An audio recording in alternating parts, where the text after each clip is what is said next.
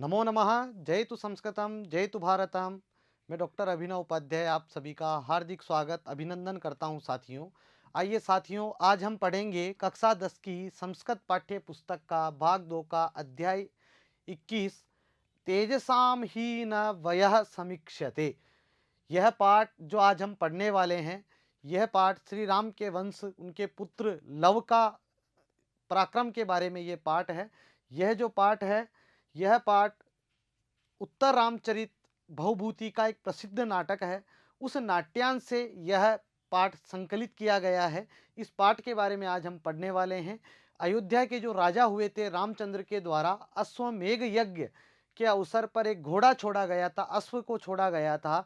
जब घोड़ा वाल्मीकि आश्रम के समीप पहुंचता है, तब क्षत्रियों के पराक्रम रूपी इस घोड़े को लव अपने साथियों के साथ अपने बटुक गुण जो बटुक थे, जो वहाँ पर गुरुकुल में रहने वाले वैदिक छात्र थे, उनके साथ आश्रम की ओर ले जाता है। घोड़े को छुड़ाने के लिए चंद्रकेतु की सेनाओं का लव के साथ युद्ध होता है। तब सुमंत्र सारथी के साथ रथारूढ़ चंद्रकेतु वहां पहुंचता है। अकेले लव के साथ बहुत सारे सैनिकों को युद्ध करते देख चंद्रकेतु लज्जा का अनुभव करता है। तभी चंद्रकेतु की सेना भागती हुई दिखाई देती है। चंद्रकेतु लव से द्वंद्व युद्ध के लिए कहता है। चंद्रकेतु के सैनिक लव पर पुनः आक्रमण करते हैं और लव के जम्रक अस्त्र के प्रयोग से सारी सेना वहीं पर स्तब्ध हो जाती है। लव और चंद्रकेतु परस्पर आत्मीयता भरा और अनुराग अनुभव करते हैं। लव को पैदल देख चंद्रकेतु भी रथ से नीचे उतर जाता है और कहता है कि यही न्याय युद्ध का सिद्धांत है और यही रघुकुल की रीति है। इस पाठ को हम, इस नाट्यांश को हम नाट्यांश रूप में देखेंगे। तो आइए देखते हैं। ततः प्रविशति सुमंत्रेण सह रथारूढ़ चंद्रकेतु। सुमंत्र के साथ चंद्रकेतु वहां पर पहुंचते हैं। सुमंत्र रथारूढ़, सुमंत्र जो था सुमंत्र, यह सारथी था। चंद्रकेतु आर्य एकाकिनम लवम उद्दिश्य बहुनाम युद्धारंभ इति लज्जते में हृदय।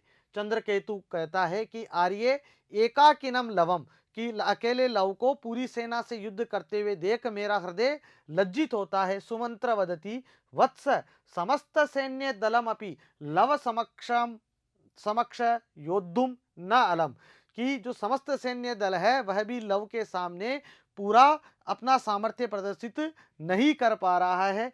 अलम यानी पर्याप्तम, निरूप्य यानी देखकर, प्रतिनिवृत्ते लौट रहे हैं।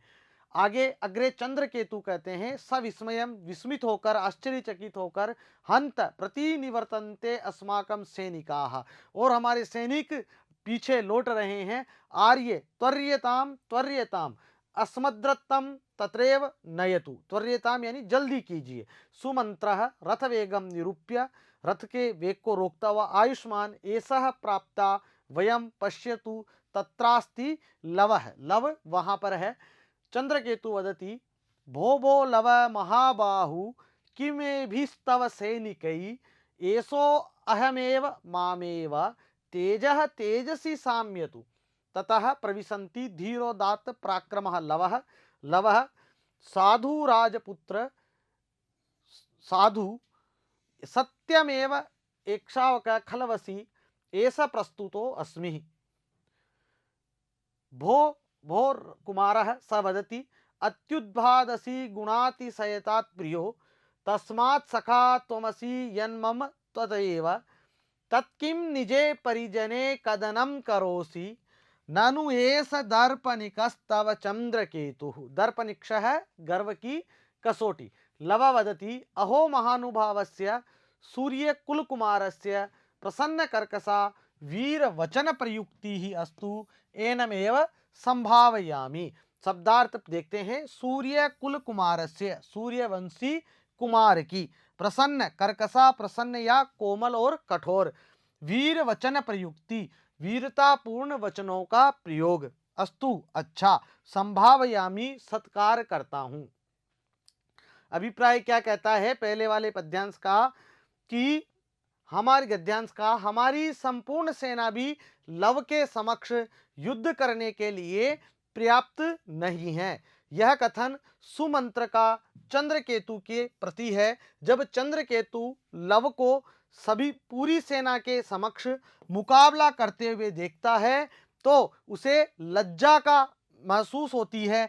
इस संदर्भ में सुमंत्र के उपयुक्त कथन का भाव यह है कि लव अत्यंत तेजस्वी हैं, महावीर हैं एवं पराक्रमी बालक हैं, जिसका सारी सेनाएं मिलकर भी कुछ बिगाड़ नहीं सकती। तो अब जो हमने श्लोक पढ़ा था कि भो भो लव महाभावु किमे भी तव सैनिकई एसो अहमेहि मामेव तेजः तेजसी साम्यतु तत् सानुयात्रिकः महात्मा साबरमत्या सत गृह आश्रमे सदनम अस्मिन् श्लोके प्रतिपादयति यत् समान बलियो एषः युद्धम उचितं भवति बलवान कदापि निर्बलेन सह युद्धम न कुर्यात्।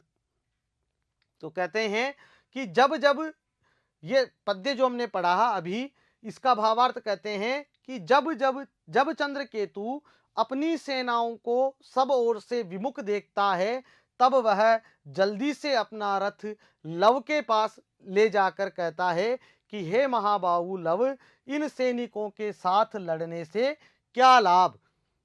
तुम्हारे लिए तो मैं हूं, मुझसे भी भिड़ो जिससे तेज तेज में शांत हो जाए। इसका भाव यह है कि चंद्रकेतु लव से कहते हैं कि सैनिक का युद्ध सैनिक से हो तो ठीक है, वह उचित है, किंतु आप तो वीर हैं, तेजस्वी हैं, अतः वीर के साथ लड़ना ही तुम्हें शोभा देता है, तुम्हारे लिए उचित है। इस प्रकार चंद्रकेतु स्वयं अपने को तथा लव दोनों को समान बलशाली व तेजस्वी मानकर न्याय युद्ध की बात वहां पर रखता है।